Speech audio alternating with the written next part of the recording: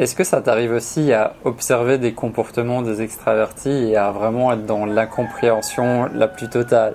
Ne pas du tout comprendre pourquoi est-ce qu'ils font ça, pourquoi est-ce qu'ils pensent comme ça te fait un petit peu, enfin, ça te semble complètement étranger, ça te fait sentir un petit peu inconfortable, voire ennuyeux. Les petits bruits que tu vas entendre, c'est mon chien qui est en train de jouer, donc t'inquiète pas.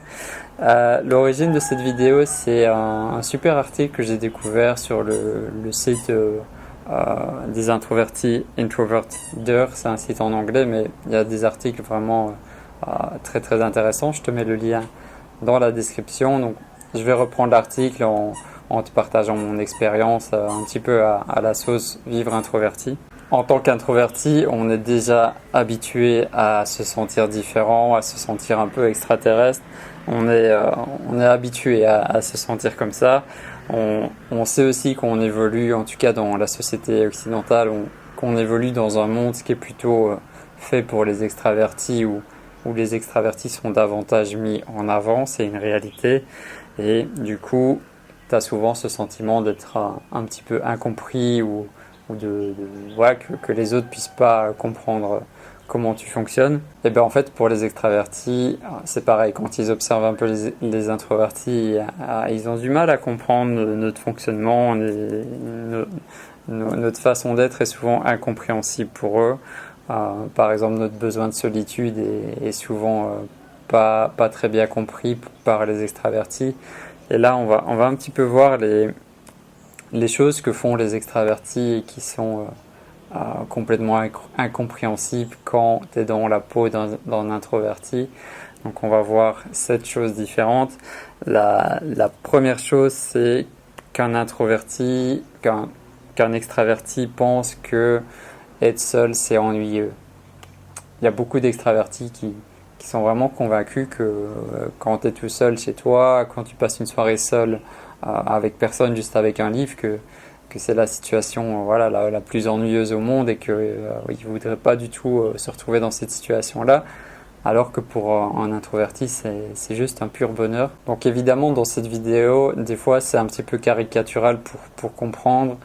Tous les extravertis sont pas comme ça. Il y a des extravertis, enfin, c'est différents degrés d'extraversion et d'introversion. Donc ne prends pas tout au premier degré, mais c'est juste pour comprendre un petit peu les deux modes de fonctionnement différents.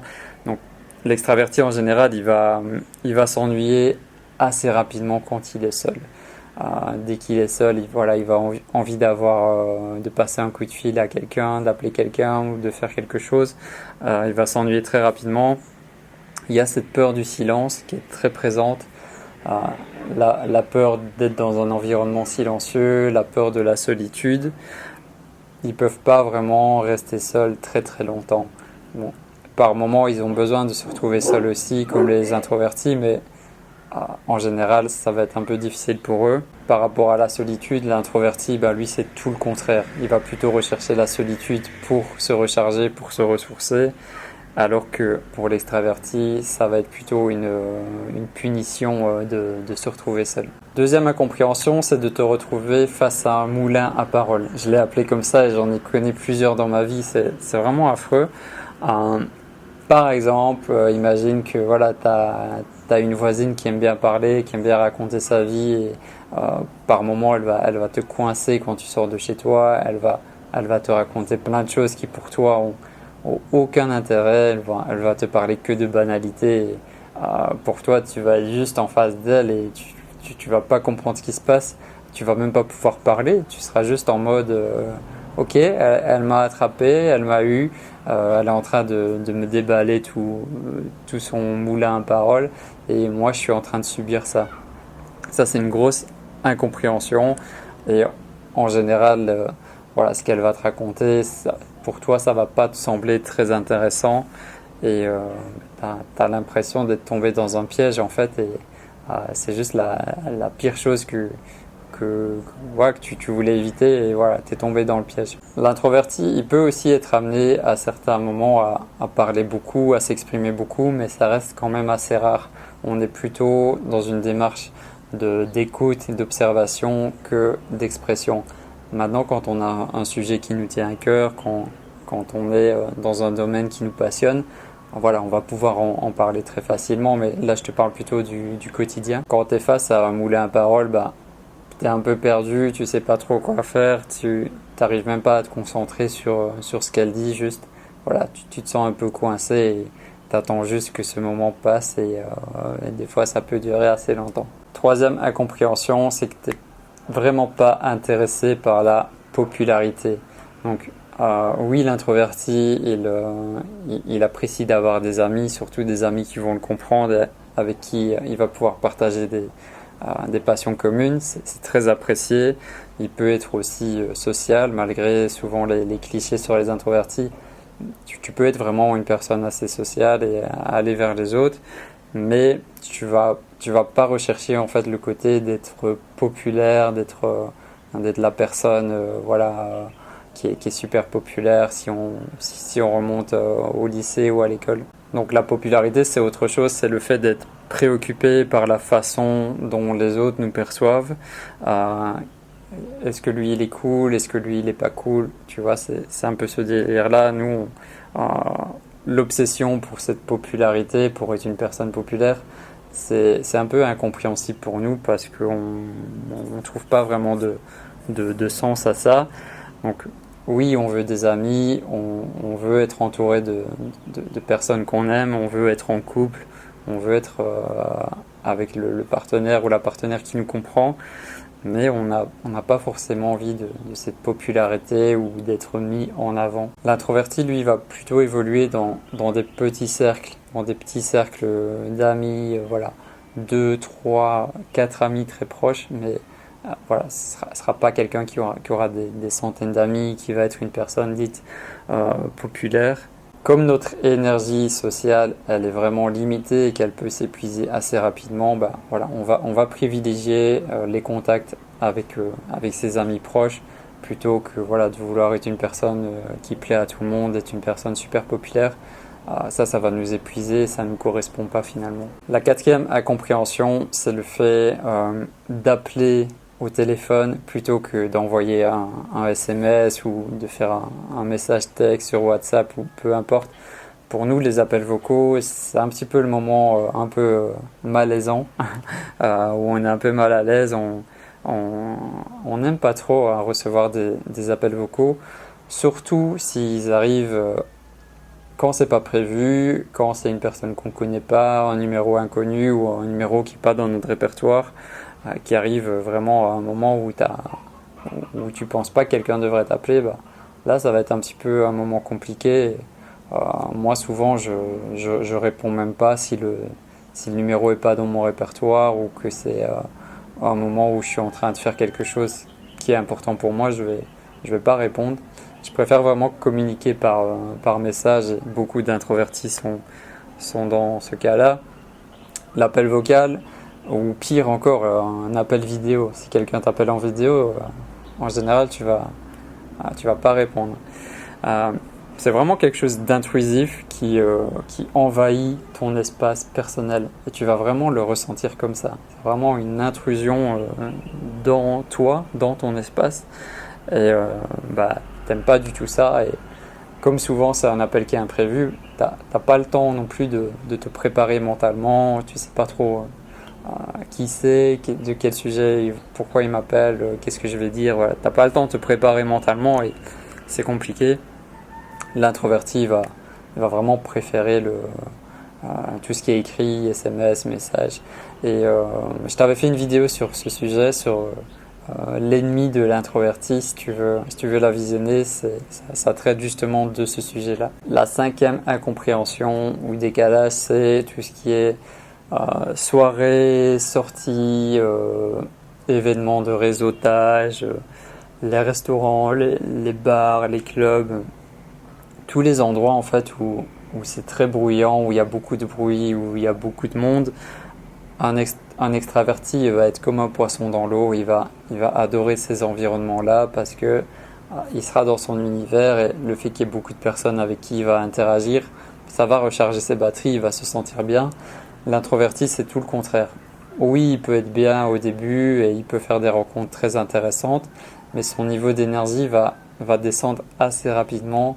Et voilà, au bout d'une heure, au bout de 2 heures, ça dépend des individus, tu vas être complètement déchargé. Le truc, c'est d'arriver à sortir de là avant d'être déchargé, avant de te sentir mal. Donc l'introverti, tout ce qui est soirée, réseautage, aller dans un resto où il y a plein de monde, plein de bruit, c'est pas du tout son délire. Il va pas comprendre qu'est-ce qu'il fait là. Donc il va plutôt éviter ça ou alors à petite dose de temps en temps parce que c'est tellement épuisant, ça t'épuise tellement et c'est un niveau d'épuisement où tu te sens mal physiquement. Donc en général, tu vas pas le reproduire à l'infini. Sixième incompréhension, c'est le fait d'être le centre de l'attention. Je sais pas si tu as remarqué, il y a certaines personnes qui aiment et qui recherchent justement être la personne au centre de toutes les attentions, la personne un peu, voilà, comme on disait tout à l'heure, qui est populaire, même si là c'est encore autre chose. Ils aiment parler devant du monde, ils aiment parler devant un groupe, d'animer les discussions, d'être vraiment le pionnier, la personne clé dans cet échange. Ils vont faire des blagues très facilement, ils vont faire rigoler les autres, ils vont bouger, ils vont vraiment être très expressifs au niveau du corps et parler avec une aisance que tu vas pas du tout comprendre ou que tu vas admirer. Donc c'est aussi le genre de personne qui, dans des discussions, et il peut pas attendre pour prendre la parole. Il va couper les autres, il va vouloir parler, exprimer les choses et être vraiment au centre de l'attention. Pour toi, ce genre de personne, tu te demandes, mais c'est quoi son problème? C'est quoi son délire? Pourquoi est-ce qu'il est comme ça? En tant qu'introverti, tu as tellement un mode de fonctionnement différent que tu vas pas du tout comprendre ce genre d'individu. L'introverti, en général, il va plutôt être en arrière-plan, plutôt être en arrière, en observation, surtout quand tu es dans un groupe, et tu vas écouter plutôt que parler. Donc les personnes qui veulent toujours être au centre de l'attention, pour toi, c'est incompréhensible d'être comme ça. Alors attention, les introvertis, ça veut pas dire qu'on peut pas être un bon orateur ou un bon conférencier. Il y a plein d'introvertis qui sont très très doués dans ce domaine-là. Donc voilà, ça veut pas dire que tu peux pas être une personne qui va capter des foules où le message va être impactant. Des introvertis peuvent être excellents aussi, des orateurs, les conférenciers, les acteurs, des leaders impressionnants. C'est juste qu'en fait, la raison pour laquelle ils le font, leur pourquoi est différent. Ce ne sera pas le même pourquoi qu'une personne qui veut vraiment être le centre de l'attention. Toi, tu vas le faire pour d'autres raisons, pour d'autres valeurs. Et la septième incompréhension, c'est le fait de socialiser juste pour passer le temps. Donc souvent les extravertis, par exemple, tu as un ami extraverti qui va être invité à une soirée et tu vas lui demander mais pourquoi est-ce que tu vas encore à cette soirée? Et il va te dire bien sûr que je vais y aller, qu'est-ce que je pourrais faire d'autre? Il n'y a rien d'autre à faire, il n'y a rien à faire. Tu vois, cette phrase-là, il n'y a rien à faire ou qu'est-ce que je vais faire chez moi, c'est complètement incompréhensible. Tu vas pas du tout comprendre, mais t'es sérieux? Parce que pour toi, c'est totalement bizarre d'avoir cette pensée-là, vu que toi, si tu as du temps pour toi, que tu es chez toi et que tu n'as rien à faire, c'est juste le paradis, c'est juste une des meilleures soirées de ta vie. Donc, c'est un peu bizarre pour toi de voir ce genre de personne. C'est bizarre parce que toi, tu as tellement de choses que tu pourrais faire pour remplir ta soirée. Voilà. Tu pourrais écrire, tu pourrais lire un livre, tu pourrais visionner tous ces documentaires qui sont en attente, toutes ces vidéos que tu veux voir depuis un moment. Tu pourrais avancer dans des choses qui te passionnent. Donc, la liste est très longue de ce que tu pourrais faire quand tu es seul chez toi. Et du coup, toi, tu vas pas trop aller à cette soirée finalement, mais tu vas être un peu dans l'incompréhension de ton ami extraverti qui te dit que il n'y a rien à faire, hein. Il n'y a rien à faire, donc je vais sortir. Donc attention, là aussi, l'introverti, c'est aussi un humain, il a besoin de socialiser, il a besoin aussi de voir des autres, mais il a surtout besoin de relations profondes, de relations sérieuses, d'échanges vraiment profonds, passionnants. C'est ça qu'il recherche, plutôt que de juste tuer le temps ou d'aller quelque part juste pour passer le temps. Ça, c'est pas possible. Si on sort, si on va vraiment à une soirée, c'est qu'on a un but bien précis en tête. Et voilà, le choix il est vite fait entre une soirée tranquille chez toi, tout seul ou avec un ami, ou alors aller à une fête, à une soirée. Pour toi, le choix il est il est très rapidement fait. Tu vas rester chez toi. Donc, j'espère que tu as apprécié cette vidéo.